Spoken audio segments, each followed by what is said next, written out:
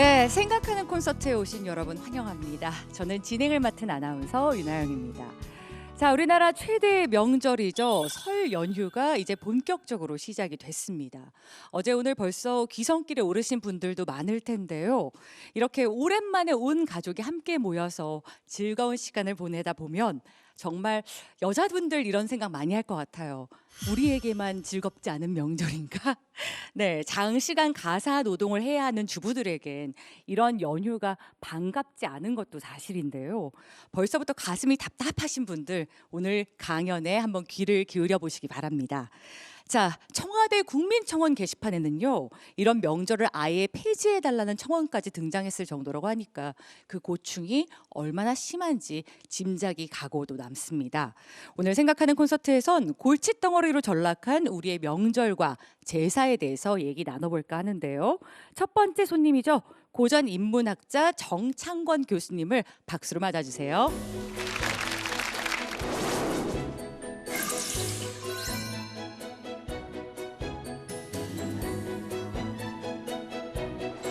네, 드디어 설 명절이 왔습니다. 이 설 명절만 되면 부부싸움이 늘어나고 또 이혼율이 증가한다고 그러죠.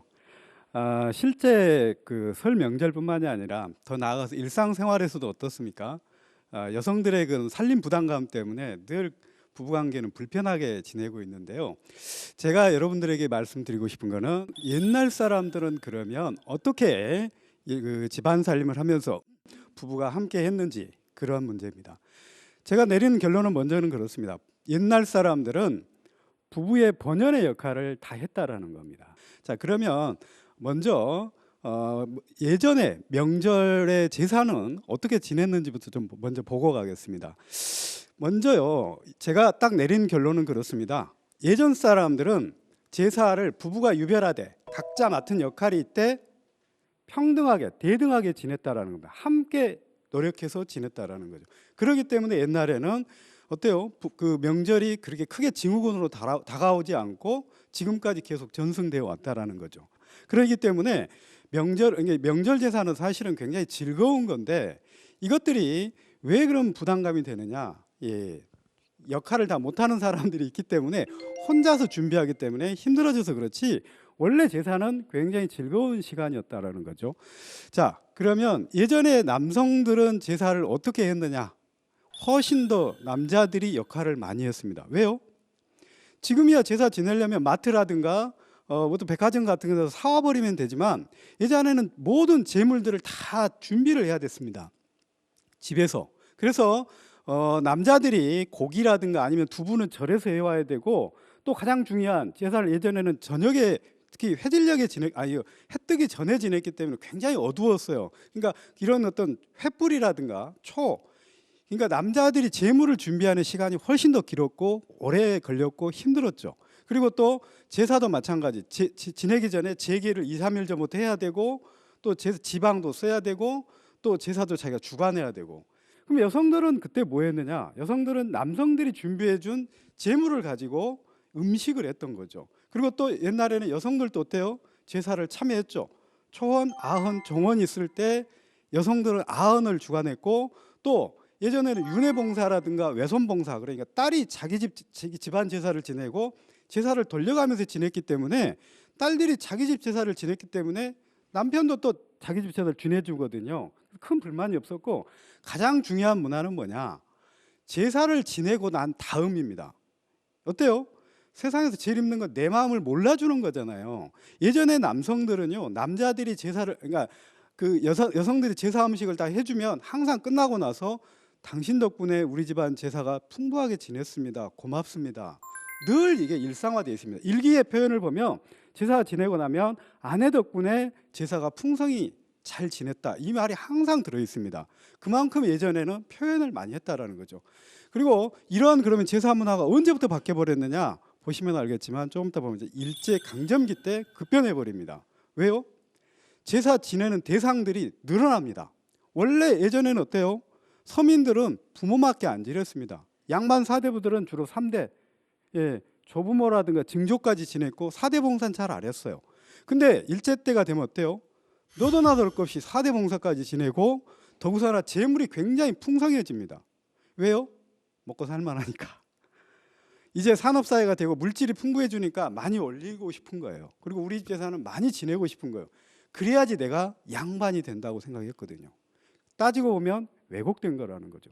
이게 바로 일제 때부터 시작된 겁니다. 또 하나 조선시대만 해도 살림하는 남성들이 일상적이었습니다. 자, 보실까요? 예전에는 어때요?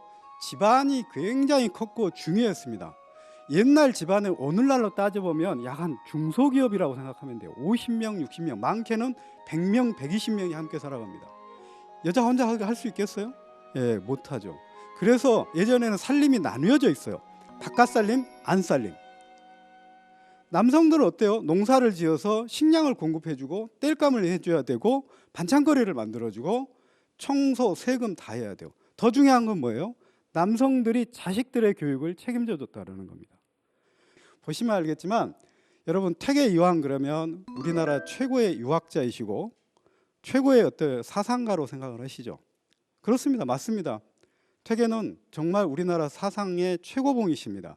근데 이분의 삶을 어떻게 사셨는지는 대부분 아마 기억조차도 없고 말하지도 않기 때문에요. 근데 사실은 퇴계는 우리나라의 가장 살림의 달인 중에 한 분이셨습니다. 뭐냐면요, 퇴계는 공교롭게도 둘째 부인 김혜호 씨가 안동건 씨가 지적 장애를 갖고 있었습니다. 정신 연령이 보통 한 7살 정도 됐기 때문에 안살림을 주관할 수가 없었어요. 그래서 퇴계는 당신이 직접 안살림까지 주관을 했는데 우리나라에서 편지가 가장 많이 남아 있는 사람이 퇴계 이황입니다. 3,000통이 남아 있습니다. 왜? 서울에서 이제 관직을 생활을 해야 되니까 자기가 직접 할 수가 없잖아요. 그래서 큰아들 준한테 편지를 쓰는 겁니다. 대신해서 원격으로 살림을 주관했는데요. 보세요. 농사 다 하셨죠. 반찬거리 늘 겨울 되면 뭡니까? 생선이라든가 이런 거 다 바닷가에 떼다가 다 준비해라. 그 다음에 노비들 다 관리했죠. 그러니까 퇴계는 학문하는 여가에 끊임없이 살림을 함께 했던 겁니다. 우리는 근데 그중에 살림만 생각하고 있는 거죠. 집안 살림하면서, 그러니까 자기 학문하면서 집안 살림했어요. 그래서 가장 큰 부자가 된. 그래서 제가 볼 때 퇴계는 정말 살림의 달인이란 말이 틀리지가 않다라는 겁니다. 자, 또 하나는요. 남자들이 그러면 옛날에 요리를 했느냐? 다들 안 했다고 얘기합니다. 그것은 사실은 겉만 본 거고 우리들이 보고 싶은 것만 봤기 때문에 옛날 사람들의 남자들이 요리 안 했다고 생각하죠. 예, 허균 법문대장 남겼습니다. 뭐예요? 요즘으로 따지면 맛 비평서죠. 서유구의 임원경제지의 정조지 뭡니까? 예, 부엌 살림을 하면서 서유구는 결혼하자 자기가 요리를 했어요. 그래서 부인하고 어머니를 봉양을 했습니다. 그 경험을 가지고 정조지를 썼습니다. 추사의 아버지 김노경 음식했습니다. 우리들은 남성들이 요리 다 했는데 안 했다고 생각하는 거예요. 그 대표적인 분이 바로 연암 박지원이 우리나라에서 요리를 가장 잘하는 남자였던 것 같아요. 다들 열아이기만 생각하시고 최고의 작가라고 생각하시는데 사실 연암은 요리의 달인이셨습니다. 왜 그럴 수밖에 없었느냐?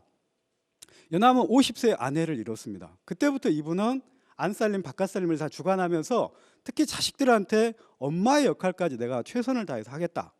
왜냐하면 아내에 대한 사랑을 자식들한테 다 했거든요. 그러다 보니까 어때요? 이분이 요리에 이제 직접 손을 대게 됐는데 요리 중에서도 고추장이라든가 무슨 뭐 포첩이라든가 장조림 이거는 김치 담는 거하고 다르잖아요. 훨씬 난이도가 높은 것들을 했습니다. 자, 사례를 좀 보실까요? 보시면 한번 봐보세요. 고추장 닭은 단지 하나 보낸다. 사랑방에 두고서 밥 먹을 때마다 먹으면 좋을 게다. 내가 손수 담근데 아주 푹 익지는 않았다. 담그셨죠? 그 밑에가 더 재밌죠. 이전에 보낸 소고기 장조림은 잘 받아서 아침 저녁 반찬으로 먹고 있니? 왜 좋은지 나쁜지 말이 없니? 무심하다 무심해. 나는 그게 포첩이나 장조림 같은 반찬보다 나은 듯 하더라. 고추장 또한 내가 손수 담근 것인데 맛이 좋은지 어떤지 자세히 말해주면 앞으로도 계속 두 가지를 인편에 보내든지 말든지 하겠다. 어떠세요? 다 당신이 해서 자식들 보내주고 했죠. 이게 바로 연암의 모습이었습니다. 이게 사실은 조선의 남성들의 모습이기도 하죠. 자, 그러면요, 마지막으로 왜 이러한 그런 우리들의 전통적인 남녀가 함께했던 살림 문화가 언제부터 그러면 깨져버렸느냐? 제가 보기엔 얼마 안 됐다라는 겁니다. 불과 50년 정도밖에 안 된 문화라는 겁니다. 보시면 조선 후기까지도요. 그러니까 그 구한말까지도 남성들은 살림을 하는 게 일상적이었습니다. 이건 어디서 알 수가 있느냐? 일기나 편지를 보면 끊임없이 남성들이 집안 살림을 하고 있는 모습을 볼 수가 있습니다. 대표적인 게 이제 뭐 추사가 집안 5대 편지들을 보면 남성들이 너무나 적극적으로 살림을 하고 있어요. 내 일이에요, 내 일. 남의 일이 아니에요. 남자들이. 그리고 또 이 양반전이나 허생전에서 보면은 남자들이 살림 안 해가지고 아내한테 뭐 꾸중 듣는다 이렇게 얘기하는데 사실은 비판을 하는 거예요. 예전에 여러분 정도전한테 아내가 편지를 보내요. 정도전이 이제 조선에 이제 문물 제도를 만들다 보니 시간이 없잖아요. 나라 일을 하다 보니까 그러니까 아내가 편지를 써요. 왜 집안일에 신경 안 씁니까? 도대체 당신은 왜 당신의 본분이 뭔지도 모르고 삽니까? 그랬더니 정도전이 편지를 써요. 다시 답장을 하는 게 죄송합니다. 제가 일 끝나면 집에 가서 열심히 하겠습니다. 이게 자기 일이기 때문에 그렇다라는 거죠. 언제부터 바뀌었느냐? 일제 때 근대가 되면서부터 특히나 근대와 일제가 같이 겹쳐지면서 우리들의 이런 집안 남성들의 살림 문화가 바뀌어 버립니다. 집안보다는 국가가 커져 버리죠. 그래서 집안은 어떻게 됩니까? 사적인 영역이 돼 버리고 소위 말하면 이제 여성들이 하는 일이 저평가가 되는 거죠. 대신에 어때요? 남성들은 밖에 나가서 일하면서 재평가를 받는 거죠. 이때부터는 이제 돈이 중요해지고 어때요? 사회 활동이 중요해지기 때문에 격차가 나기 시작을 하는 겁니다. 이때부터 본격적인 남존여비가 형성이 되는 겁니다. 또 하나 여성들은 그러면 일이 어떻게 되느냐? 내가 2배로 해야 돼 버리는 상황이 벌어져 버리는 거죠. 더 나아가서 어때요? 일제 때는 현모양처가 우리나라에 들어오기 시작합니다. 현모양처는 어디예요? 일본의 메이지 시대의 일본 문화죠. 이게 우리나라에 싹 들어오는 거예요. 현모양처는 뭐예요? 살림 잘해. 그 다음에 뭐예요? 자식 교육 잘 시켜. 밤에 남자한테 성접대 잘하셔. 여자한테 슈퍼우먼이 되라는 것이었죠. 이때부터 여성들의 일은 어마어마하게 늘어나 버리기 시작했던 거죠. 그러면서 평가를 못 받기 시작했던 거고. 근데 어때요? 또 남자들은 상대적으로 그러니까 또 맞벌이 부분도 늘어가고 있는데 남자들은 상대적으로 생각은 여전히 뭡니까 일제 때라든가 예전에 산업사회 초기의 모습에 그대로 멈춰져 있는 거죠. 조선시대 모습이 아닙니다. 얼마 전 50년 전의 모습이 그대로 멈춰져 있기 때문에 그래서 이제 여자들이 어떻게 됩니까? 반란을 일으켰죠. 얘를 안 놔버리는 겁니다. 결혼을 안 해버리고. 그러니까 어떻게 해요? 상대적으로 본다면 아이를 많이 낳게 하고 뭡니까? 결혼을 많이 하게 하려면 뭐가 바뀌어야 된다고요? 정부에서 돈을 지원하는 것입니까? 아닙니다. 남성들로 하여금 살림에 참여하게 하면 자연스럽게 얘는 낳게 돼 있습니다. 왜? 역할을 분담하기 때문에 내가 수월해지기 때문에 그렇다라는 겁니다. 남성들이 그럼 나만 고생하느냐 이렇게 생각하는데 아닙니다. 인생은 죽을 때까지는 어쩔 수 없이 고생해야 되는 것이 우리들의 모습입니다. 그래서 제가 주장한 건 앞으로는 남성들한테 일가정 양립을 주장하는 것이고 남성들의 본분을 다할 수 있도록 하는 것이 가장 중요하다고 생각을 합니다. 고맙습니다.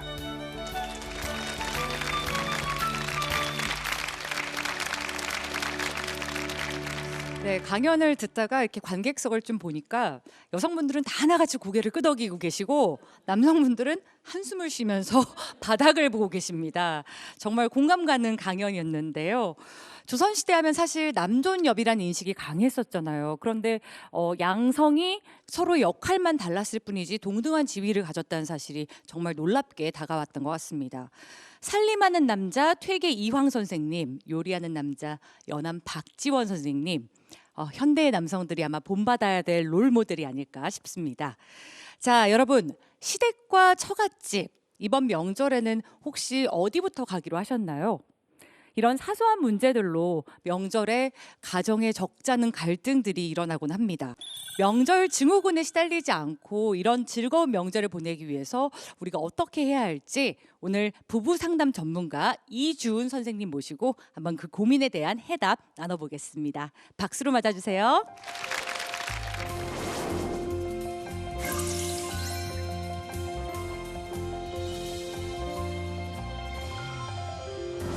사십 대 남편분이 저에게 자기 속상한 이야기를 하기 시작을 했어요.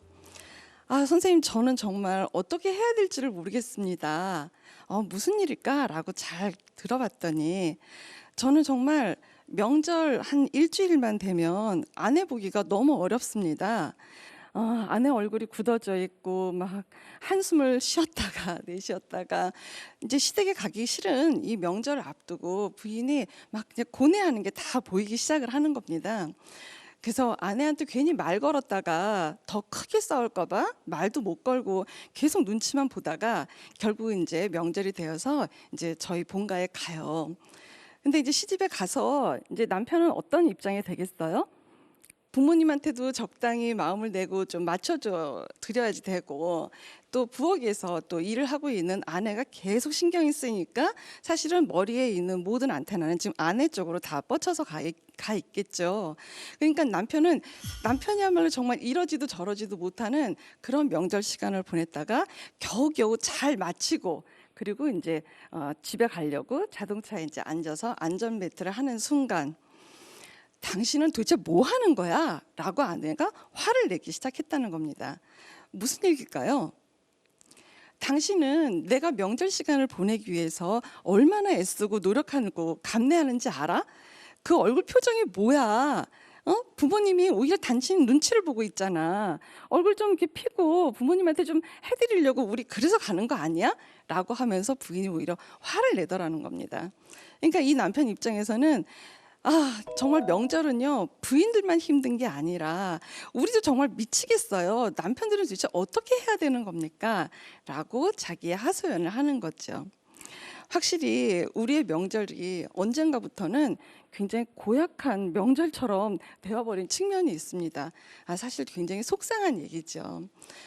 실제 법원에서 이혼 접수를 받는데 정말 명절 때 이런 기사를 여러분들은 많이 보실 것 같습니다. 명절 후에 이혼율이 굉장히 급증한다라는 건데요. 실제 이 그래프를 들여다보면은 평상시에는 하루에 한 300건 정도의 이혼이 접수가 됩니다.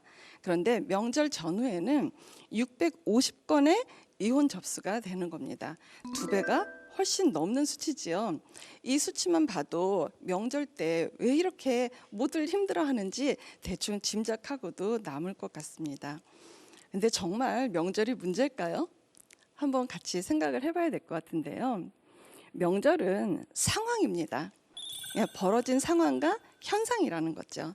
실제 명절이 문제가 있는 게 아니라 평상시에 부부의 대화가 부족하고, 그리고 부부의 속 얘기를 하지 못했고, 사실 이제 남편하고 감정이 하나 둘씩 살면서 부부싸움을 안 할 수는 없겠죠.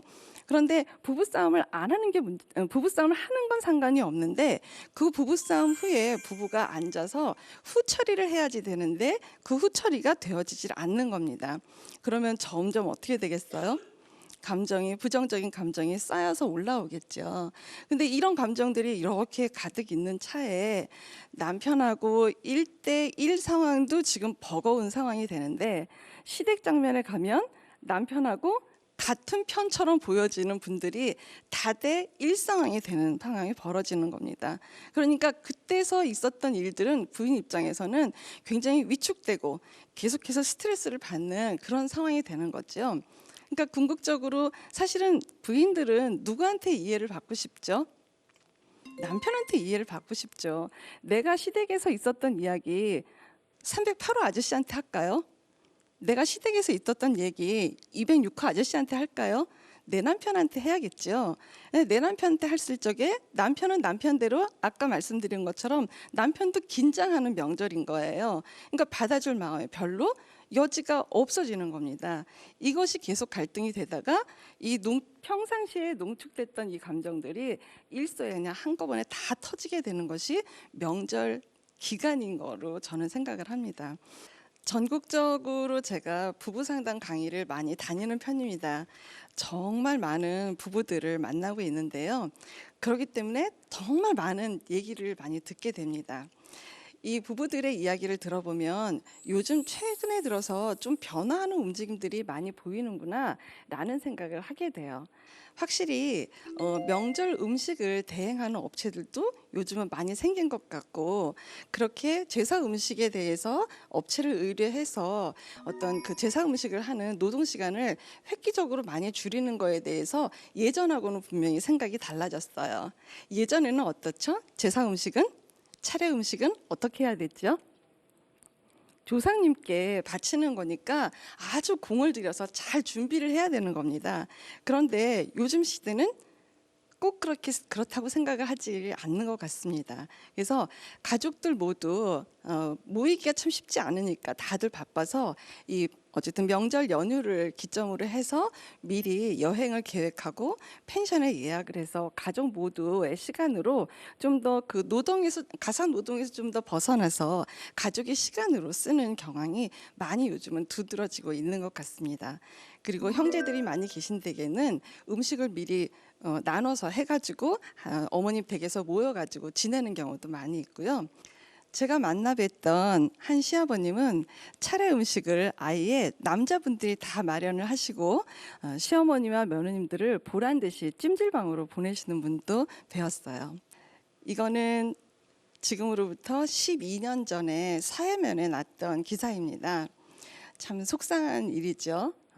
이때 어떤 기사가 났었냐 하면 2007년 기사인데요. 추석도 우리의 명절이니까 이 명절 때 부인께서 나도 내 본가가 있으니까 내 친정을 먼저 명절 때 방문을 해야겠다라고 이야기를 한 겁니다. 그래서 남편이 있을 수가 없는 일이다. 지금부터 12년 전이니까 지금하고 얘기가 좀 다르죠. 있을 수가 없는 일이다. 당연히 우리 본가 시댁을 먼저 가야지 어떻게 당신 친정을 먼저 가겠다고 이야기를 할 수 있느냐. 이걸 가지고 굉장히 부부싸움을 많이 하고 남편께서 알코올도 드시고 그래서 너무너무 화가 증폭된 가운데 사실은 투신을 하셨고 사망에 이르렀던 그런 사건입니다. 이게 지금 12년 전 사건이에요. 실상 우리 사회를 가만히 들여다보면은 실상 돌아보면 굉장히 오래 전에는 집안에 아들을 두기 위해서 시바지를 들여서라도 아들을 돕고 양자를 들여서라도 아들을 뒀던 그런 시대가 있었습니다. 요즘은 어떻습니까? 딸을 하나만 데리고도 너무 행복하게 잘 사는 댁들이 많고 딸 둘도 정말 화목하고 정말 다복하게 잘 사는 댁들은 우리 주변에 정말 많이 계십니다. 며느리들, 여성들, 이 여성들이 그동안 해왔던 희생과 감내가 미덕으로 미화되는 이런 일들은 이제 더 이상 없어야 될 것 같습니다. 부인들 입장에서 시댁에 크고 작은 손길을 내고 마음을 내고 시간을 내고 정말 정성을 그래도 다하는 것은 사실 시댁 어르신들한테 내는 걸까요? 어떻게 보면 시댁 어르신들보다는 내 남편에 대한 애정과 사랑과 내 남편에 대한 존중일 겁니다. 그런 마음을 부인들은 내는 겁니다. 그런데 이게 정말 당연할까요? 그건 당연한 거야. 남들 다 그렇게 하잖아. 이렇게 이야기했다가는 이제는 점점 부부 관계를 유지하기가 쉽지 않은 시대가 되는 것 같습니다. 그것은 당연한 게 아니라 너무너무 고맙고 너무너무 또 고맙고 정말 감사한 일로 이제는 부부가 함께 대화를 해야지 될 것 같습니다. 만약 우리가 먼 훗날 조상이 되었다고 해볼게요. 우리가 조상이 되었을 때 우리 자손들이 우리 앞에서 어떤 모습으로 이 명절을 지내기를 바랍니까?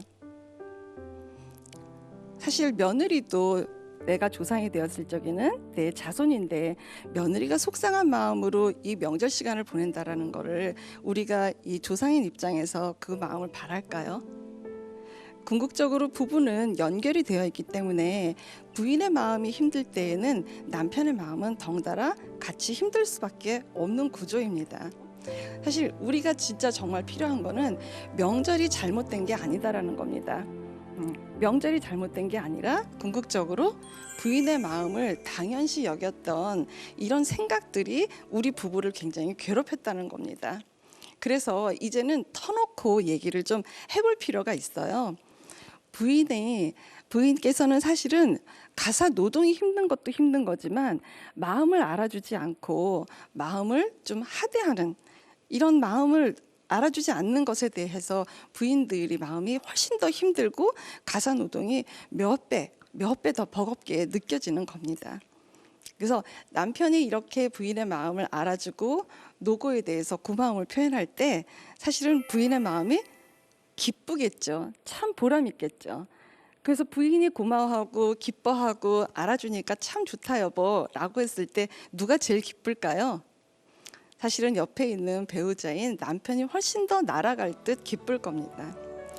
이제는 명절에 대해서 더 이상 왈가왈부하면서 명절이 잘못됐다, 심지어는 명절을 없애야 되지 않을까 이렇게 이야기하는 것보다는 명절이 문제가 아니라 평상시에 부부 대화와 부부 중심적인 생활 그리고 부부 애착에 대해서 우리가 서로 대화하는 시간을 더 많이 가져야 되는 게 명절도 기쁘고 즐겁게 보낼 수 있는 방법이라고 생각을 합니다.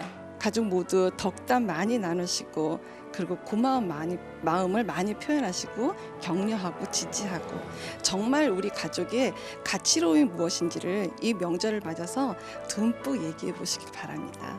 여러분 새해 복 많이 받으세요. 고맙습니다.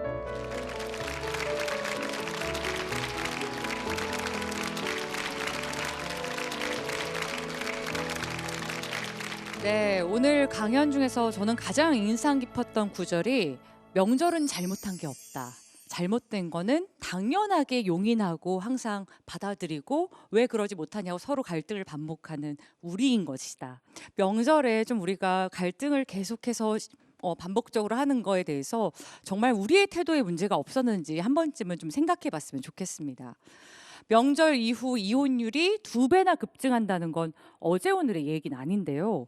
시대의 변화에 맞춰서 명절의 모습이 바뀌고 있다는 점을 인식을 하고 이제 지혜로운 명절 문화를 다 함께 좀 모색해 나가는 시간들 가져봤으면 좋겠습니다. 자, 그래도 속 시원하게 해결되지 않는 부분들이 있다면요. 이번엔 남녀의 역할을 한번 싹 바꿔보면 어떨까 싶어요. 일하는 아내를 대신해서 7년째 주부로 생활하고 계신 분이 있습니다.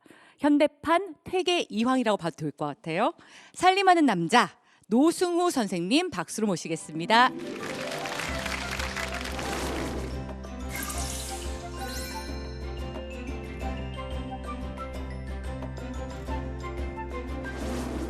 혹시 주변에서 육아 아빠, 주부 아빠를 보신 분 계신가요?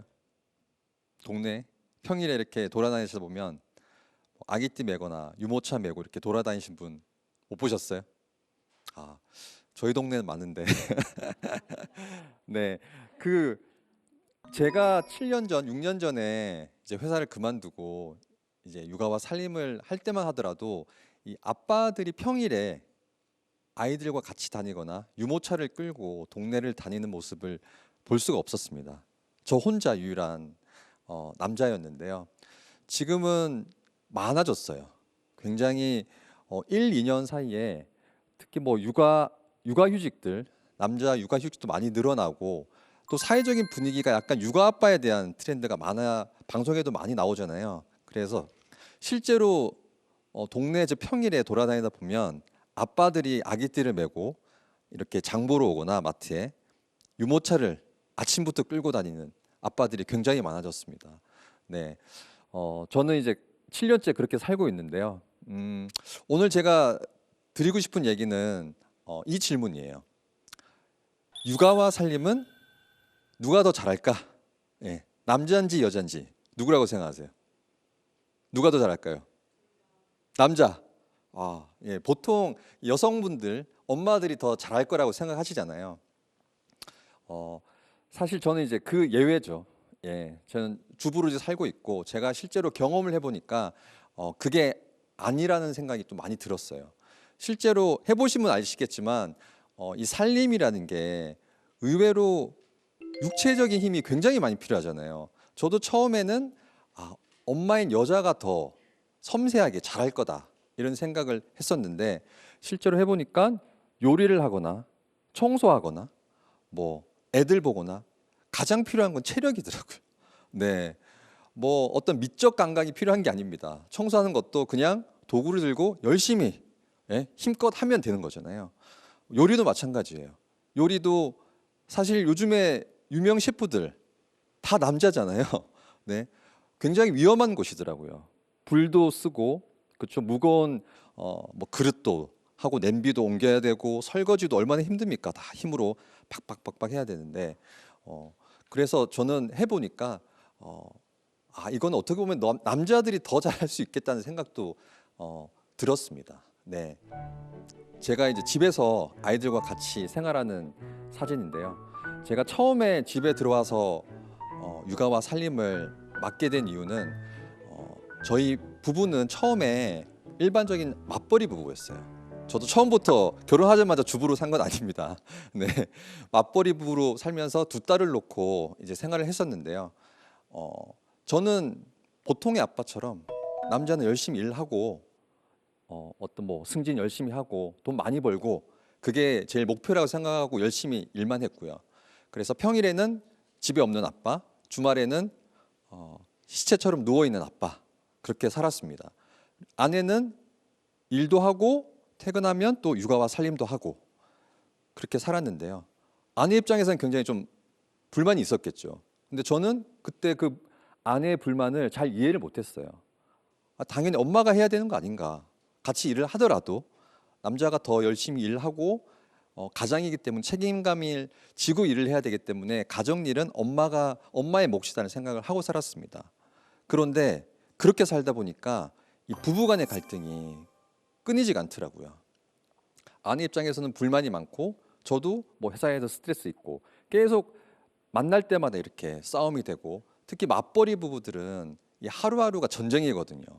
일하랴 퇴근하면 또 육아와 살림하랴 정말 정신이 없는데 제가 육아와 살림에 참여를 안 하니까 아내 혼자서 너무 버거운 거죠.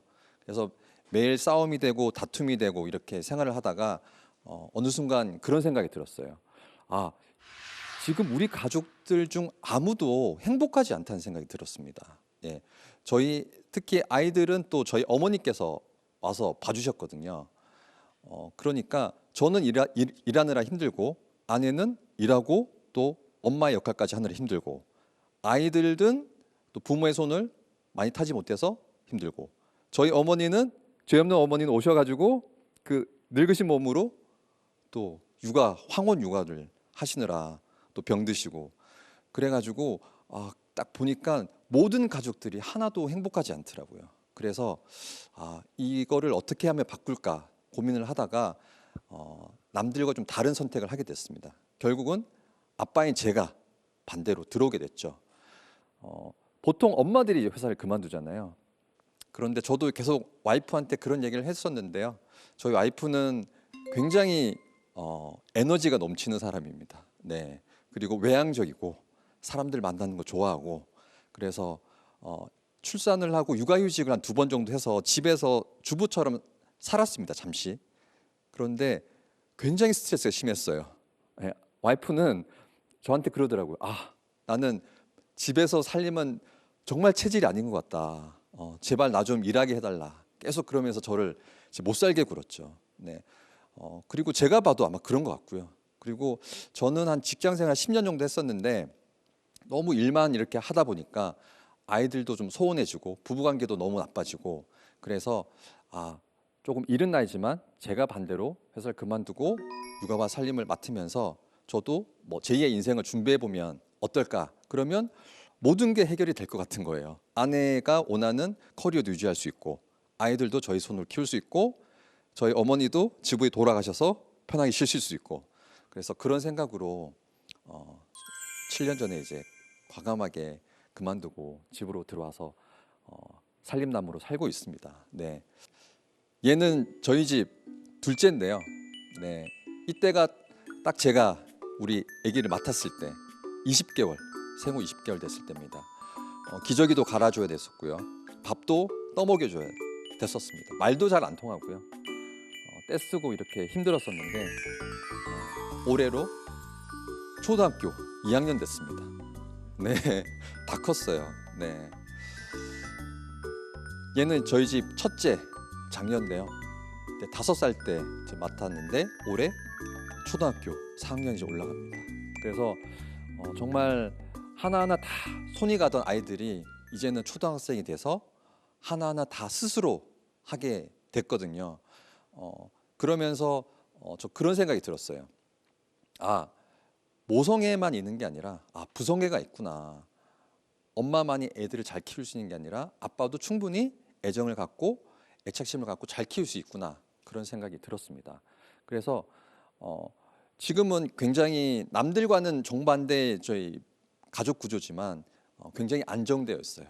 네, 저도 이제 주부 생활 7년 차잖아요. 저희 와이프가 가끔 저한테 제가 살림하고 있으면 얘기하거든요. 당신은 이제 주부 한 4단 정도 되는 것 같다고 이렇게 얘기합니다. 네, 9단까지는 좀 힘든데 4단 정도 된다고 합니다. 제가 요리하죠, 빨래하죠, 청소하죠, 애 보죠. 그리고 저희는 애 학원도 안 보내거든요. 제가 집에서 다 가르칩니다. 예. 그 정도 될 것 같지 않습니까? 네, 한 4단 정도 될 것 같아요. 제가 생각해도. 예, 그러면서 제가 느낀 게 하나 있습니다. 자주 많이 하는 사람이 잘하게 되어 있다. 세상 모든 일에 다 적용되는 말이잖아요. 공부도 많이 하는 사람이 잘하게 되고 회사 일도 자주 많이 하는 사람들이 익숙하고 잘하게 됩니다. 엄마의 몫이라고 생각했던 육아와 살림도 남자인 아빠가 자주 많이 오래 하니까 더 잘합니다. 네, 지금은 제가 더 잘합니다. 저희 아내는 뭐 요리하거나 청소할 때 어디에 뭐가 있는지 잘 몰라요. 제가 다 하니까 아시죠? 그 느낌. 네, 그렇습니다. 이제 곧 민족의 명절인 설이 다가오는데요. 이맘때면 또 명절 증후군 때문에 부부싸움 많이 하시죠. 저희도 많이 했습니다. 네, 근데 명절 풍경이 저희 집은 이제 바뀌었어요. 어떻게 바뀌었을까요? 명절에 전과 튀김을 누가 할까요? 제가 합니다. 네, 제가 해야죠. 네, 사실 저도 이렇게 하진 않았어요. 예전에는 명절에 내려가면 아내가 쪼그리고 앉아서 하루 종일 전과 튀김을 할 때 저는 어디 있었을까요? 안방에서 침대에 누워서 TV 봤습니다. 네, 왜 그랬을까요? 잘 몰라서 어떻게 도와줘야 될지 잘 모르겠더라고요. 마음은 불안합니다. TV를 봐도 마음이 편하지 않아요. 뭔가 굉장히 불편한 어떤 분위기가 밖에서는 만들어지고 있어요. 시어머니와 며느리 사이에. 근데 저는 애써 그걸 무시하면서 TV만 봤죠. 제 생각에는 내가 도와주고 싶어도 괜히 요리도 못하는데 옆에서 이렇게 하다가 사고라도 치면 괜히 더 큰 사고가 날까 봐 그냥 안 도와주는 게 도와주는지 않을까 그런 생각으로 있었는데요. 지금은 달라졌습니다. 제가 주도적으로 하고 옆에서 아내가 이제 도와주고 있습니다. 이렇게 같이 하니까 부부가 명절 준비를 좋은 점이 있죠. 빨리 끝납니다. 일이 훨씬 빨리 끝나고요. 그리고 같이 준비하면서 이게 하나의 즐거운 시간이에요. 뭐 튀김도 하고 전도 하면서 TV도 보고 같이 맥주도 먹고 이렇게 안주 삼아서 먹으면서 얘기도 하고 굉장히 즐겁잖아요. 그리고 빨리 끝나고 또 근처에 나들이도 갈 수 있고 그래서 예전에는 이 명절이 스트레스였고 아내도 스트레스였고 저도 스트레스였고 했는데 지금은 굉장히 부담 없이 즐거운 명절 시간이 됐습니다. 네, 마지막으로 이렇게 달라진 저희 그 부부 세대이기 때문에 올해 명절에는 우리 아버님들도 너무 고리타분한 모습으로 이렇게 불편하게 TV만 보고 계시지 마시고 적극적으로 거실로 나와서 아내와 같이 명절 준비도 하시고 즐거운 시간을 보내시기 바랍니다. 혼자만 즐거운 명절이 아니라 우리 모두가 함께 즐거운 설 명절 보내시기 바랍니다. 새해 복 많이 받으십시오. 감사합니다.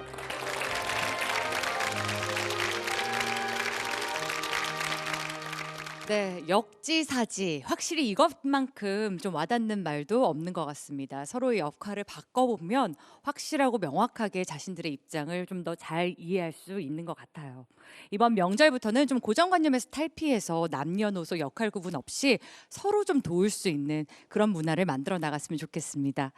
자, 오늘 세 분의 강연을 듣고 계속해서 궁금한 점들 있으실 걸로 아는데요. 꼬리에 꼬리를 무는 생각에서 함께 나눠보도록 하겠습니다.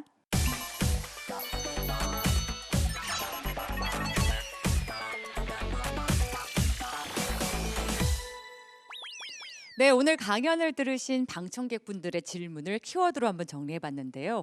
어떤 고민이 많았는지 한번 살펴볼까요? 네, 우선 중앙에 탁 보입니다. 명절. 네, 명절에 대해서 질문해 주실 분 혹시 어디 계실까요? 아, 예, 아버님. 어떤 질문이신가요? 일단 항상 궁금한 게 있었는데요. 일단 우리나라 대표 명절을 생각해 보면은 추석하고 설날 있잖아요. 근데 그때 일단은 설 때나 아니면 추석 때 방송에 보면은 우리나라 멘트가 우리나라 최대 명절이다. 설도 그렇고 추석도 그렇고. 근데 그 둘 중에 하나 좀 비교했을 때 설이 진짜 최대 명절인지 추석이 최대 명절인지 그게 항상 좀 궁금했었고요. 또 하나는 이 설과 추석, 일단 설 같은 경우에는 옛날에 그 구정을 세지 말고 신정을 세게 1월 1일 날 하게끔 했는데 이 그 이유 또는 아니면은 진짜 그 두 개가 다 우리나라 전통, 우리나라의 민족 명절인지 그게 좀 궁금합니다. 그 명절을 우리가 지금 착각하고 있는데요. 옛날에 우리나라는 거의 한 달에 한 번씩 명절이 들었잖아요. 5월 단오, 6월 유두, 뭐 8월 추석 이렇게 계속 있었는데 이게 옛날에는 명절이 굉장히 많았던 거예요. 그러다가 이제 산업 시대가 되면서 가족들이 막 흩어지고 이산하면서 딱 이 뚜렷하게 이제 정해지는 거죠. 추석과 설날이라도 좀 만나자. 그러면서 이 명절이 이제 부각이 되기 시작했던 거죠. 원래는 다양했던 거죠. 또 하나는 설날하고 그러니까 신정, 구정 이렇게 얘기하는데 사실 원래는 설날 옛날에는 설날 그러면 1월 1일이에요. 1월 1일 날 그렇게 크게 지내지도 않아요. 이때는 그냥 묘제 정도 가는 거, 그러니까 묘소에 가서 제사 지내는 거 정도. 이렇게 우리 지금 현재 우리가 알고 있는 것처럼 이렇게 거대하게 막 지내는 게 아니고 그러면 언제가 그러면 중요했느냐? 정월 대보름 1월 15일 날이 굉장히 큰 그 명절이었죠. 온 동네가 다 하고요. 이게 이제 지금은 이제 1월 1일 날로 땡겨진 것 같아요. 그래서 사실은 명절은 다양한 게 축소됐고 아니 두 개로 이제 합쳐졌고 그 중에서도 제가 보기에는 추석하고 설은 사실 거의 비등한데 주로 이제 마치 추수감사제처럼 뭔가 추석 때 사람들이 많이 이제 조금 더 풍성하게 지내는 것 같아요 보면요. 그리고 대보름이 더 중요했다고 생각하시면 될 것 같습니다. 예. 자, 다음 키워드 한번 살펴볼게요. 육아 가사 부담. 아마 남자와 여자 간의 어떤 가사 부담이 어떻게 이루어지는지 질문하실 것 같은데, 네. 이준 선생님께 여쭤보고 싶은데요. 제가 지난주 주말에 그 가까운 지인이 돌잔치가 있어가지고 갔었는데 그 사회자가 돌잔치 중에 그 아빠한테 한마디 하고 싶은 말이 없냐고 마지막에 얘기를 하니까 그 부인을 향해서 너무 미안한 눈빛으로 자기는 한 게 아무것도 없다고 부인이 다 알아서 해서 그 말을 하는데 제가 예전에 이게 육아하고 가사 이렇게 하면서 너무나 힘들었던 생각이 나갖고 마음이 너무 짠해졌어요. 그래서 요즘 젊은 세대들도 그런 데 대한 아픔이 있구나 하는 거를 느꼈거든요. 그래서 제가 여쭤보고 싶은 거는 요즘 부부에게도 특히 더 이렇게 가장 문제가 되는 육아 가사 분담을 어떻게 하면 싸우지 않고 지혜롭게 잘할 수 있는지 그것이 좀 궁금합니다. 사실 그 육아와 가사 부담에 대한 것을 대부분 많은 사람들은 이제 부인의 것이라고 생각을 하는 경우가 많이 있어요. 그러니까 이 사고 방식부터가 기준이 어디로 되어 있냐면은 부인의 몫으로 되어 있는 게 사실은 우리의 생각이 대부분 고정되어 있는 경우가 많이 있어요. 그러다가 보니까 이게 이제 갈등의 요소가 되는 거예요. 남편 입장에서는 함께 하는 개념이 아니라 내가 당신 일인데 내가 도와주는 거야 라는 개념으로 남성들은 그 생각을 가지고 있는 거예요. 남성들이 여기에 대한 인식 사고 부터를 기준을 좀 새롭게 정립할 필요가 이제는 정말 필요한 시대가 된 것 같습니다. 그래서 내 사고를 먼저 좀 개선을 해야 될 필요가 있어요. 그리고 여성들이 대부분 이야기하는 게 우리가 이렇게 고생을 예전에 많이 했으니까 이제는 남성들 당신들도 좀 고생해봐라, 이 뜻이 아니거든요.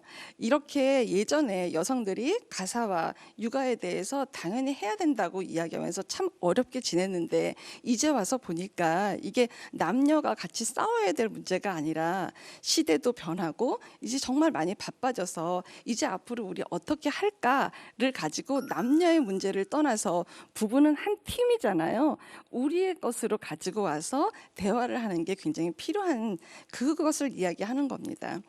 네, 여기 키워드로도 나와 있습니다. 남자 전업주부. 아마 같은 질문이 아닐까 싶은데 혹시 이 질문을 해주실 분? 예. 우리나라에 칼퇴근법과 눈치 보지 않고 이렇게 육아휴직을 보장받을 수 있다면 그때에도 선생님께서 남자 전업주부로 이렇게 했을까 궁금합니다.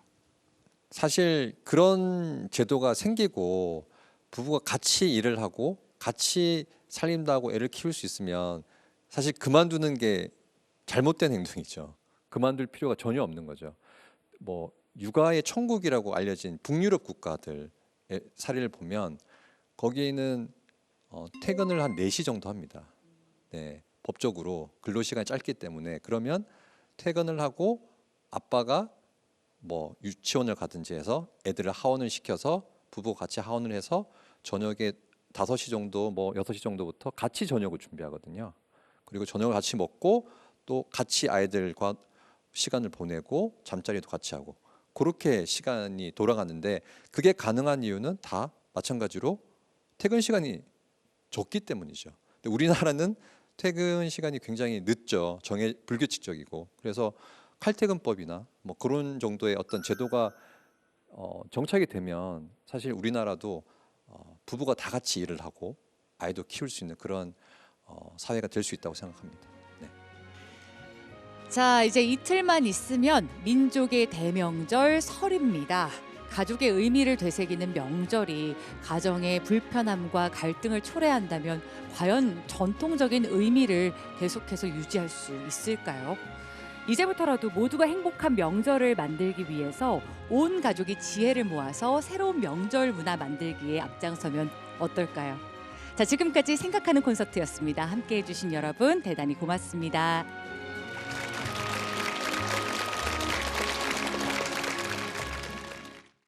100세 시대인데 어떻게 살아야 할까? 여러분들 걱정 안 되시나요? 굉장히 고민이 많으시죠? 용기만 있으시면 다 가능해요. 할 수 있는 게 그냥 너무 많이 깔렸어요. 세상은 계속 변화하고 있어요. 자기의 퍼스널 브랜딩이라든지 이런 것들이 활발하게 일어나고 있고 스마트폰 하루에 몇 번 만지 셀 수 없는 시대에 살고 계시다라는 거죠. 소통을 하고 또 젊은이들의 생각과 같이 가야 되는 그런 시대가 온 거라고 생각합니다, 저는. 여러분들이 그 주역이 돼주시겠죠?